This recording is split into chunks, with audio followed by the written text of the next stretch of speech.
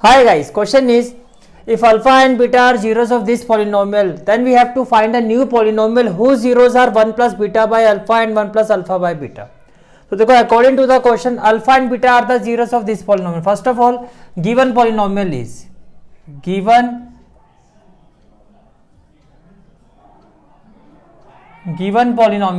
polynomial is x square plus 4x plus 3 equal to में हम लिख सकते हैं 0, बिकॉज कांस्टेंट के साथ इक्वेशन है तो इक्वल टू में क्या होगा 0 होगा.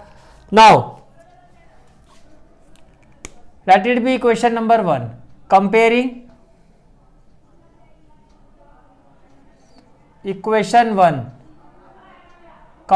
Equation 1 with ax square plus bx plus c equal to 0. ax square plus bx plus c equal to 0. तो वैल्यू ऑफ a क्या हो जाएगी 1. b will be equal to that is coefficient of x 4 and c will be equal to 3. अब as per question alpha and beta are the zeros of this. Now sum of zeros that is alpha plus beta which is equal to minus b by a. तो minus b by a क्या हो जाएगा -4 and alpha beta that is product of zeros that is C bye a. तो सी bye a क्या हो जाएगा 3.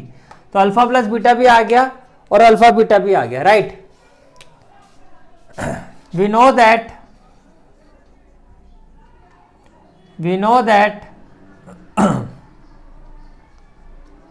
equation of polynomial is equal to x square minus sum of 0 into x plus product of zeros, whereas is sum of zeros and p is product of zeros. और आप इसको ऐसे भी लिख सकते हो equation of polynomial is x square minus S x plus P equal to 0, whereas is sum of zeros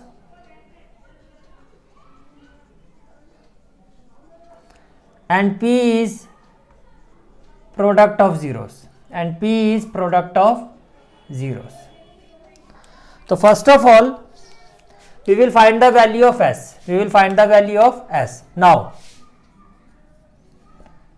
s will be equal to sum of zeros that is 1 plus beta by alpha plus 1 plus alpha by beta. LCM क्या आ जाएगा alpha, तो ये हो जाएगा alpha plus beta और यहां से एलसीएम आ जाएगा बीटा, तो it will be equal to beta plus alpha. Is it clear? ठीक है. नाउ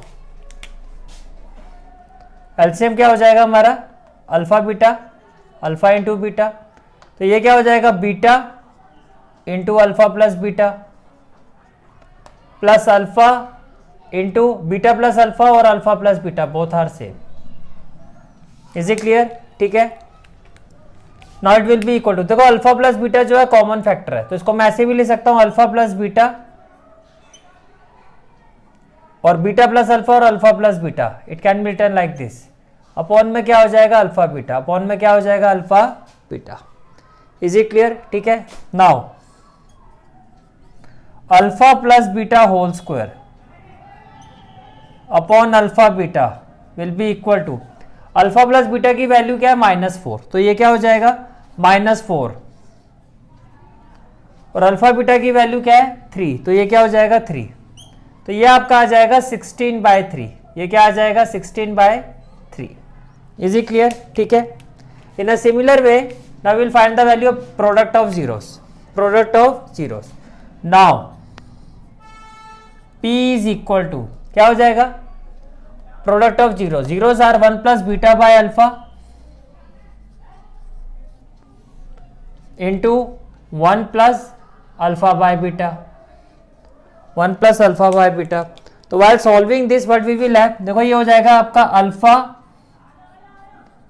प्लस बीटा अपॉन में अल्फा और ये हो जाएगा बीटा प्लस अल्फा अपॉन में बीटा. Is it clear? ठीक है. तो जब आप इसको सॉल्व करोगे तो alpha plus beta into alpha plus beta ये हो जाएगा alpha plus beta whole square और अल्फा इंटू बीटा हो जाएगा, ये हो जाएगा alpha beta, it will be equal to alpha beta. Is it clear? ठीक है। अब इसको अगर मैं इक्वेशन 1 लेता हूं, देखो सेम वैल्यू है, इसको इक्वेशन 1 ले लेते हैं, तो एक इसके इक्वल होगा 16/3, 16/3 using equation 1, using equation 1। Is it clear? ठीक है। Therefore required polynomial is, therefore required polynomial is, तो required polynomial क्या होगा? x square minus S x, x की वैल्यू क्या आई है? This is the value of s, this is the value of s, ये s की वैल्यू आई है, ठीक है, 16/3, तो 16/3x प्लस p, p की वैल्यू क्या आई है? ये भी 16/3 आई है, प्लस 16/3 इक्वल टू 0। जब आप इसको सिंप्लीफाई करोगे, 3 एलसीएम आएगा तो ये हो जाएगा 3x square minus 16x plus 16, जो 3 एलसीएम आएगा 0 से मल्टीप्लाई होके क्या हो जाएगा? 0। And this is the final answer of this question, 3x square minus 16x plus 16 equal to 0।